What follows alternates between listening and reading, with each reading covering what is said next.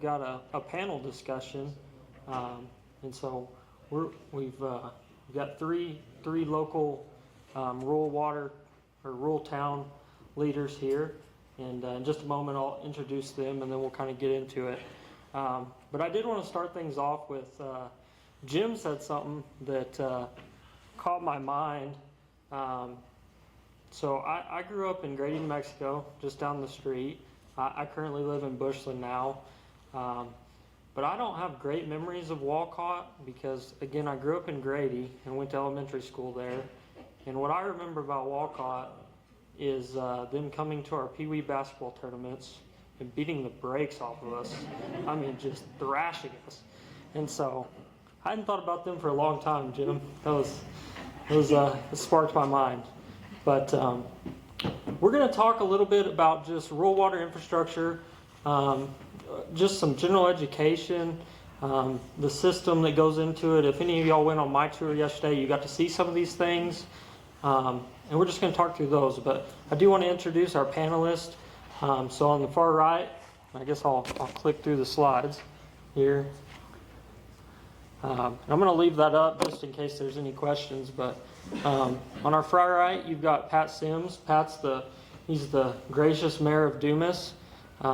And Pat has served as either a commissioner or mayor for the better part of 3 decades now. He's worked on a bunch of water-related projects, whether that's water rights purchases, water wells, storage tanks, water lines. And I've had a great opportunity of working with Pat over the last couple of years and just getting to know him. And just a great mayor, and very happy for the city of Dumas to have him. And then we have Twyla. Twyla is the mayor of Claude. I met Twyla, I guess now it would have been in 2021, 2022. She was serving on the commission at that time. She is now the mayor. But Twyla's background, she was raised here in the Texas Panhandle, and she developed a strong foundation in ranching.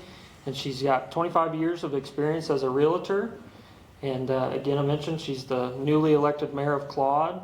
And in that role, they've faced, if you've read the news at all lately, there's a lot of stuff going on in Armstrong County and in and around Claude. And so there's been a lot of challenges that the local city government has had to face there and address. And we might get into a few of those.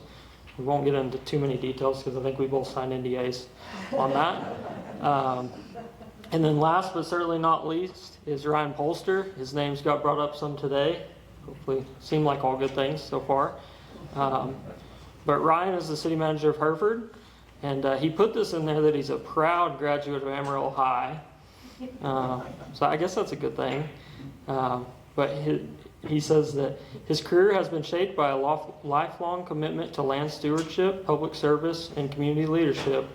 While he was in college, he gained early field experience working as a biological aide for Dr. Paul Unger at the USDA Agricultural Research Center there in Bushland, just not far from my house. And then as well as Dr. Matt Sanderson in Stephenville, working on rangeland ecology and agricultural systems.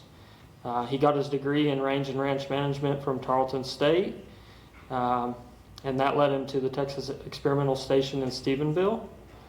There he served as a forage technician studying switchgrass as an alternative energy source, supporting early research in biofuel development and sustainability.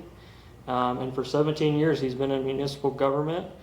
Fortunately for those of you here, he's transitioned here to Hereford here recently.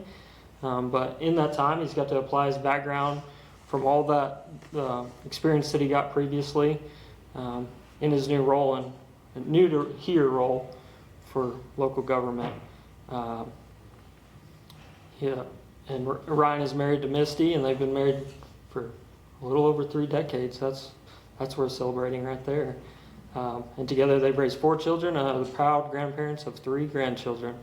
So that's your panelist. We're going to get into it. So just one note of housekeeping.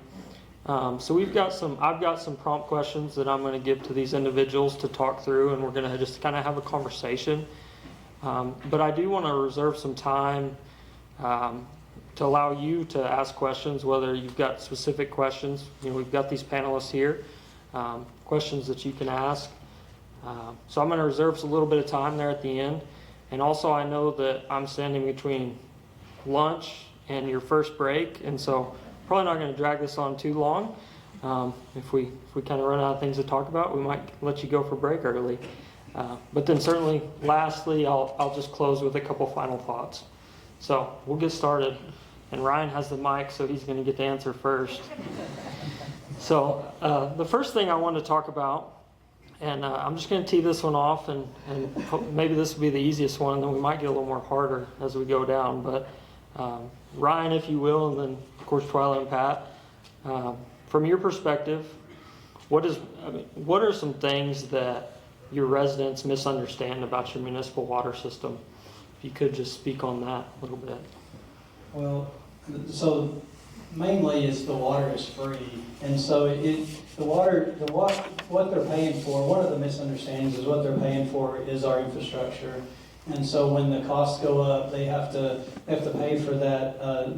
They have to pay for the improvements we make. They have to pay for the engineering. They have to pay for all of the debt service. They have to pay for quite a bit, which that's one of the main misunderstandings is why is my water bill so high whenever it shouldn't have to be. The water just pumped out the ground for free. So. Oh, good. Well, and I think other than the infrastructure, is also the maintenance on it. I mean, you've got chemical treatments and then you've got breaks in your lines and that sort of thing that have to be repaired, and those have to be figured into the cost of the water. So there's just all kinds of things, and they never think about that. Like you said, it just comes out of the water, or out of the ground, and so it's ours, but that's what I see. And I don't have a whole lot to add to that, but, because I mean, you're exactly right on everything. They don't realize what it costs to get the water to their faucets or to their toilets. They just, a lot of things I deal with is when you have a contractor that's come into town and they're putting in maybe fiber or gas, or they're putting some kind of a line in, and they cut one of your lines, and you have to shut water off, or you lose water pressure or something, and they're just going, well, what's going on? You guys, I pay you every month to get this done, to get me water, and a lot of times the public just doesn't understand until it affects them. They really don't bother with it or don't care until it directly affects them. And then it's a big problem for people like us that are elected or on staff, on that. But those are kind of the things that we deal with on a daily basis. So, is there anything from I titled it just water, but just an open mic? Is there anything additional just from a city leader standpoint that you wish the public understood? If you don't have anything, you don't have anything. And just No, I was just gonna. Is it on? I was just gonna talk about wastewater a little bit. Yeah. Too, so. Here, I'll just give you mine. So yeah, along with the water, along with getting the water to your house, you have to take it away from your house, and so that's another thing that the public really, as long as they can flush their toilets, they really don't think about. But that's very expensive too. Is how are you going to get rid of that wastewater? And we are having a big issue with that right now in the city of Hereford. We have a pond system.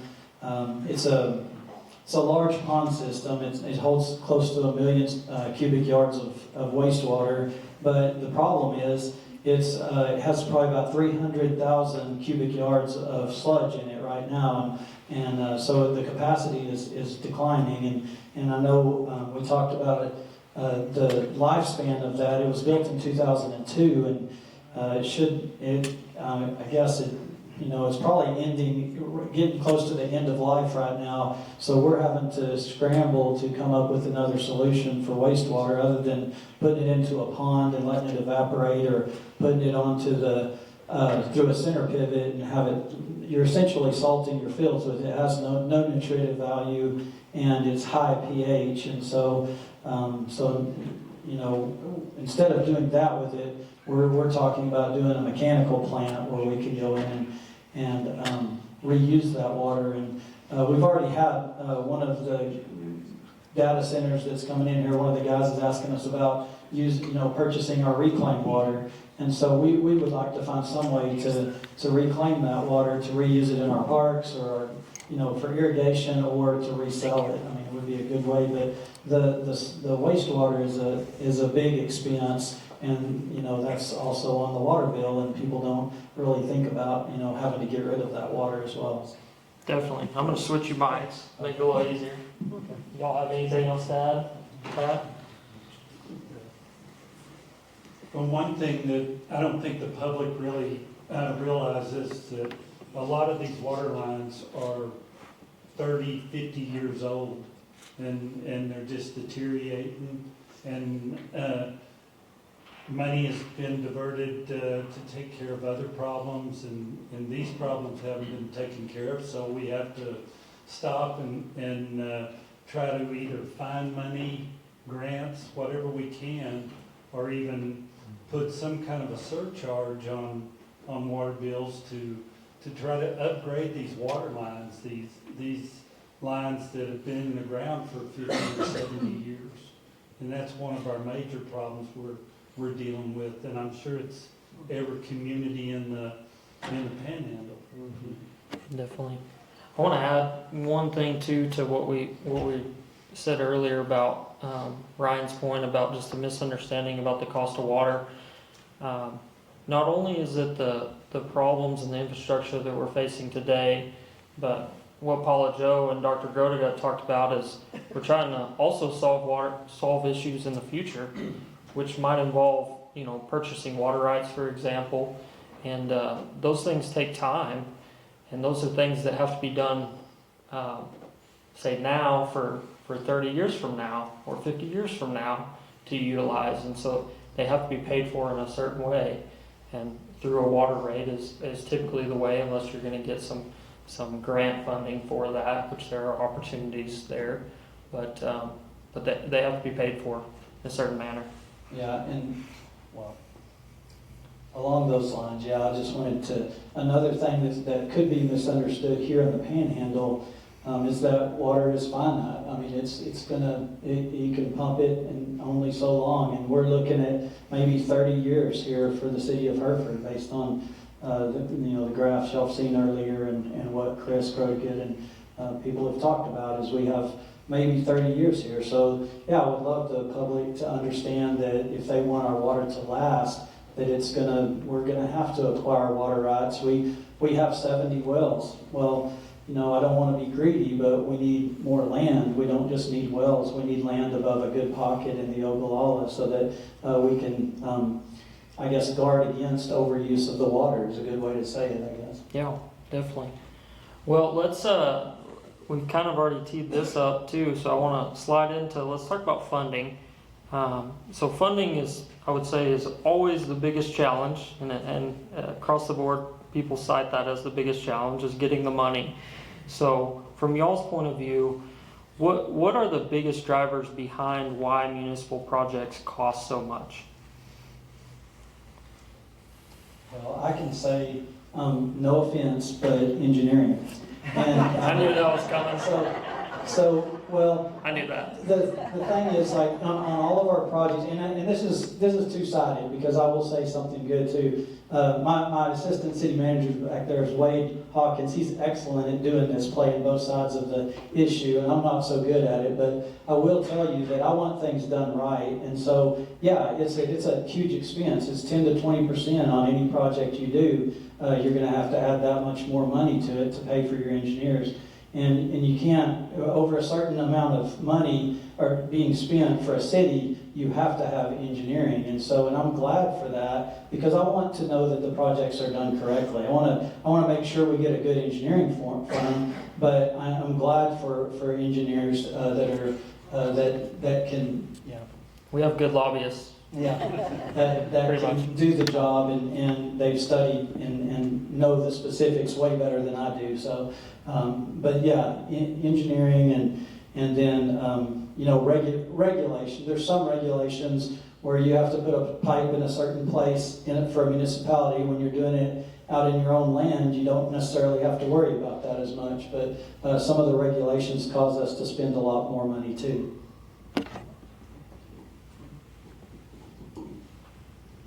Yeah, just to expound on that, you know, we deal with a lot of regulations with the state, you know, and they require an engineer's stamp on a lot of these. When you drill a municipal well, you know, you have to have that state stamp to be approved by the state to, you know, or that engineering stamp to be approved by the state, so you can even use the water, or they won't even permit it, you know. So those are a lot of our costs there, you know, is what the state regulations are on us, you know, is a lot of that. Well, and if you don't have the demographics to support grants sometimes, then, you know, the only alternative is if you've got some reserves, or none of us want to raise taxes on anyone. I don't think there's anybody that wants to do that.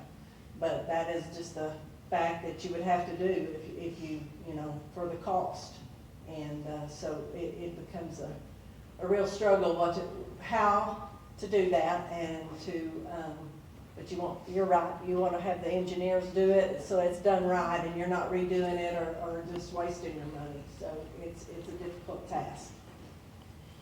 I had a good friend of mine call me the other day, and he said, hey Ryan, I've got an idea to solve your wastewater problem. All you do is divert the water and then you scrape out the ponds. Well, that's fine. He runs feed operations and things like that, and I'm sure that works fine for him. But for a city, there's a lot more expense to that. First of all, if you're going to divert biosolids, that's an issue. You're going to have to figure that out, get re-permitted for that, and then you're going to have to figure out where you're going to take all the solids. When you pull 300 cubic yards of solids out of sludge out of your wastewater, where are you going to take that? And that's pretty much equivalent to probably the size of a football field going 141 feet high. Probably 2 water towers almost stacked on top of each other, that tall of sludge that you would have to get rid of. And you can't just put it out in your field and fertilize your field with it like you could for a lagoon, I guess. Those are pretty much permitted for nutrients and runoff. A city, the city wastewater is not permitted the same way, and it's much more costly to get rid of the stuff. And then once you pull the sludge out, you've got to dewater it, and what are you going to do with that water? And so there's a lot of things to think about when you're talking. Definitely. So I think that's a good segue into the kind of the next topic I want to talk about, which is regulations. And so just to kind of give some context, so cities are regulated by the Texas Commission on Environmental Quality, or TCQ as we all refer to them. And as they mentioned, that drives, the cost up as well. And so I just want to ask y'all, for water and wastewater, we'll just do both. In your opinion, do you believe that those regulations that are in place, while they probably do protect public health, do you feel like that they cause hurdles for you to solve the solutions that your residents are asking you to solve?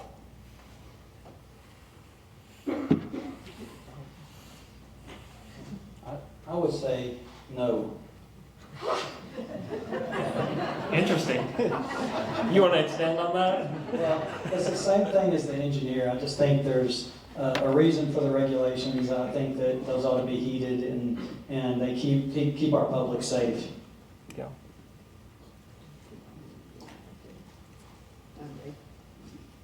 Well, I may have a little different look at it, I don't know.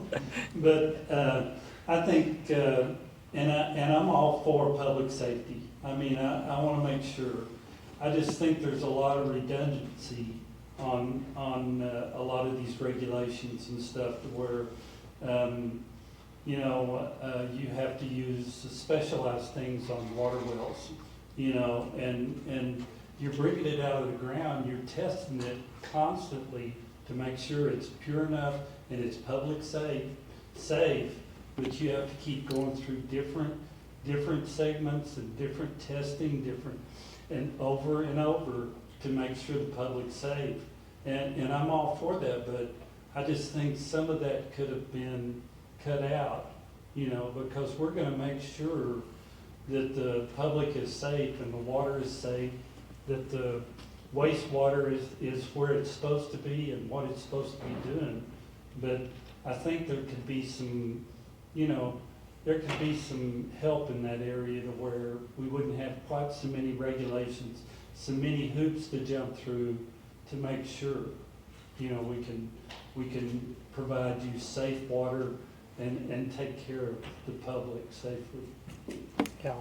And just maybe to set some context with what Pat is talking about there, to just relate things, if you're gonna, he mentioned wells. So if you're gonna drill a well on your farm or a domestic well at your house, for you and me, we go down to whether it's High Plains Water District or Panhandle Groundwater District or what have you, and we get a permit and we can drill, we can go. But for a municipality, there's a lot of steps that lead up to that. Obviously, they've got to be fiduciary with taxpayer money, so there's a lot of due diligence involved with that. And you've heard about some of that today in previous presentations. But once you get past all that, one, as they mentioned, engineers have to prepare all these documents. But then it goes to the state and you get what's called approval to construct. And so when we talk about delays and timing and why we have to do things and start early on things is, there's some time involved with that due diligence, and there's some time involved with getting the documents ready to go to TCQ. And then once it gets to TCQ, you've got a 60-day review window, so you've got 2 months where you can't do anything in this particular example on a new well. And then say you get approval, you come out and you drill it, you get everything done. You've got, as Pat mentioned, you've got a lot of testing and things you've got to do after that. Well, then you submit those documents back to the state, and you've got another 60 days, another 2 months, before you can actually use the water. And so a lot of people say, well, we get in a bind, we go drill a well. Well, for a municipality, it's not that simple. I mean, you're looking at a year very quickly, very minimal. That's really tight schedule. From day 1-0, we've got a water source picked out and a location chosen to the day you can actually use the water.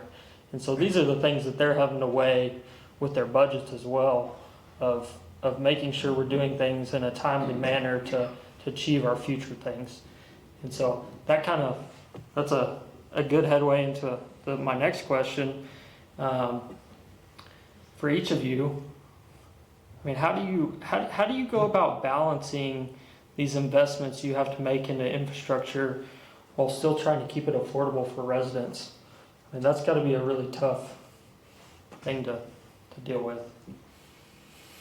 Well, of course, you try to keep the cost down as much as possible, but with what we have to go through, all the steps we have to go through, the equipment, the contractors, labor, everything is going up as each and every one of you know. It goes up on a regular basis. It's not just yearly. Sometimes it's every 6 months, and sometimes it's every month. Your costs go up. I know when we start on projects, you try to do them immediately as possible, but sometimes you get delayed. And those delays, your costs go up. Your costs go up again, on those things. And it's just a real, and especially if you've gone out for bonds or anything to pay. Issue debt.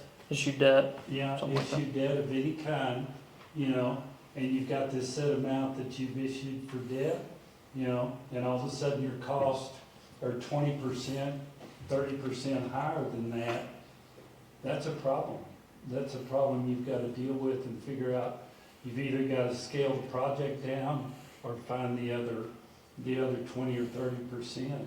So it just gets to be a problem that you can work through, but it does, and it just ends up affecting the public, you know, in the end, so. So the question, how do you balance keeping the residents happy and Yeah. keeping costs down? And I don't think you can. It's like Pat's saying, the costs are going up. So I think it has to do with education. And so, do you want water here? And after, there's a possibility that Hereford may not have water in 30 years. So, do you want your costs to stay down and us not buy water rights, or do you want to purchase water rights and your costs are going to go up? And so, I think a lot of it has to do with education on what kind of a project you're doing. You've got to not. I mean, communication, I guess, would be a better way to say that. Communicate what's going on and what has to happen to make your city last. Definitely.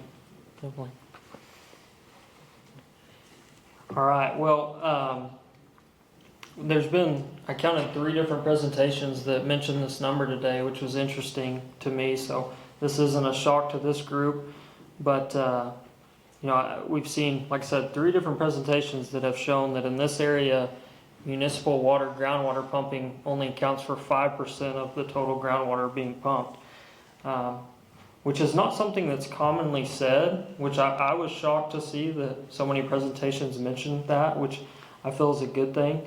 And so just for the group, I want to ask you, given that, I've personally, been asked that, what the city's pumping all of our water, and I'm sure y'all have heard that before. So what do you think we can do to, outside of this group maybe, since this group seems to know, but what are some things we can do to educate the public about that it is not the city, at least in this region, that is pumping the majority of the groundwater? Or is that even a concern for you in your communities? I think we're looking at probably here in Hereford having some town hall meetings to talk about that. I did read an op-ed from one of our Texas government officials that said that even as it said that urban and industrial uses are using up the groundwater, even as agricultural is more efficient. And that's true, agriculture is more efficient, but the volume of agriculture is too much for this area. And so we have to find some way to share. We have to find some way to either purchase water rights and guard against that overuse or something in that along those lines. I'll say that communication is probably the most important here because in Armstrong County, we recently are having a data center built, and so there's just a lot of false information out there, and as city mayor, we were inundated with that we were selling the water to them, and what was we did sell some water for some road For construction use? so yeah, construction use, and then we had a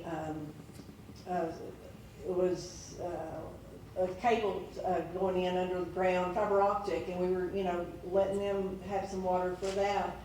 But it was that we were just selling this water, and I put a piece in the paper that said, we are monitoring how much is being used.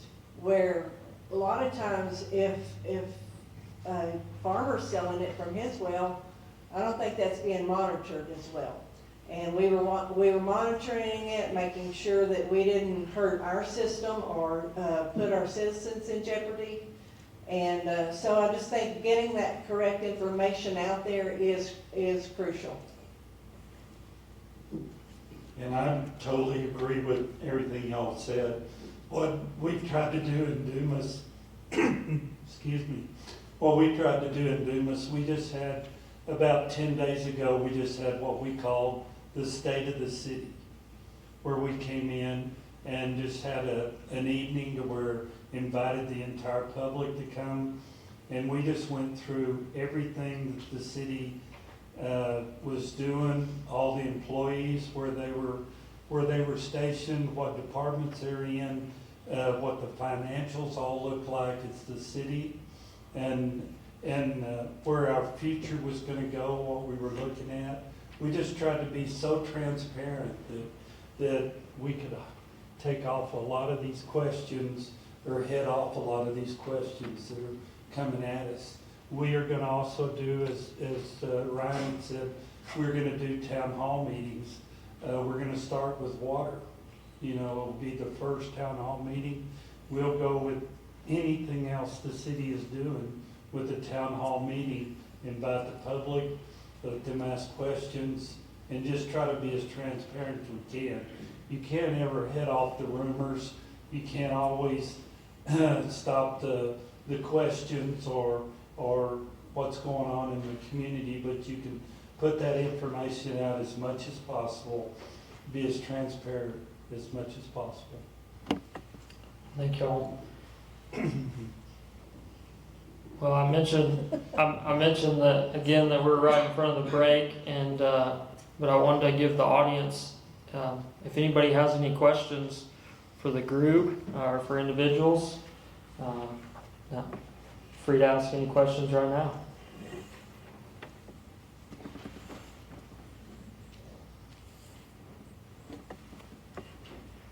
Going once. Yes, sir. How has y'all's role in public office impacted your viewpoints on water? So I'm just going to repeat his question. So the question is, how's your role in public office impacted your viewpoint on water? Did I get that right? Yes. Yeah, that's a good question. It greatly, I remember I was just sitting here thinking earlier that when I was in elementary school in Amarillo, I still remember my science teacher saying, we're having a drought right now. Does anybody know that? And of course, we're little kids, so we probably didn't care anyways. But I still remember him saying that. And he said, no, you don't, because we just turn the water on and pump the water out of the ground. And I care, and that's why I would say that my role impacts what I do, because I care a lot about what I'm doing and about what my job is, and I care about this town. And so, yeah, it's if I wasn't in this role, if I was maybe flying a jet for the airlines or something, I may not care as much, but I do, and we're going to move forward. And we're going to do something to make the town better. So. And I grew up in an agricultural family that water is very important and always has been. So I heard that from a small child, you know, that our water is important. So I hope that I'll carry that over to the municipality. I do know that without water, none of our property is worth anything. And I also grew up in an agricultural family, to where, you know, we started out, and I could definitely relate with the talk about Swisher County, because I actually grew up in Happy, the small town of Happy. We had on one of our sections of land, when we farmed, we had a well that pumped 1,200 gallons, and I thought that was just unbelievable. But it was 10 or 12 years later, we were dry landing everything we had, you know. So it's very important. As far as it affected me, I already knew how important it was. So I hope I brought that into my services on the city commission, you know, as that being very important. Thank you for the question. Anybody else? Anybody else? All right. Well, I'm just going to give you all, we're right at break, so I just want to close this out. First, I want to thank the panelists for their gracious time, and just, yeah.